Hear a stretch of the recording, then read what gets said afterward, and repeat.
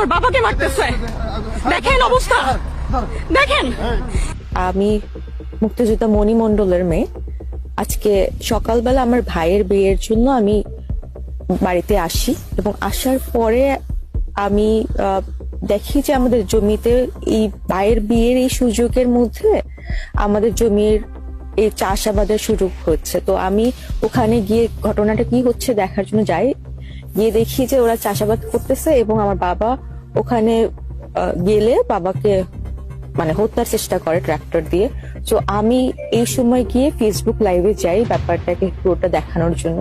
তো ফেসবুক লাইভের ভিতরে পুরো ঘটনাটা তুলে আসে, যেখানে ওরা কিভাবে অ্যাটাক করছে এবং কেন করছে এবং আমাকে কিভাবে আমার গায়ে অ্যাসল্ট করা হয়েছে এবং আমাকে জাস্ট ধর্ষণের হুমকি দেওয়া হয়েছে, বাবাকে মার্ডার করার হুমকি দেওয়া হয়েছে।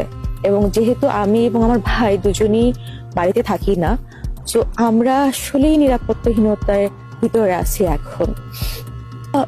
আমি তাকে মানে আমি নিজে তাকে চিনি না, বাট আমি যা জানলাম সে এখানেরই একজন যাকে হচ্ছে ভাড়া করে নিয়ে আসা হচ্ছে এবং সে পূর্বে আমার শিক্ষকের গায়েও হাত তোলা হয়েছে এবং সে ব্যাপারে সবাই জানে। মানে তার এই কর্মকাণ্ডের পূর্ববর্তী রেকর্ড আছে এবং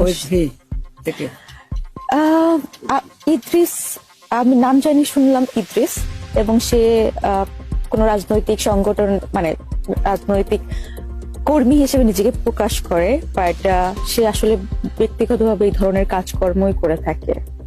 আপনাকে মারার কারণ কি? আপনি তো এলাকায় থাকেন না।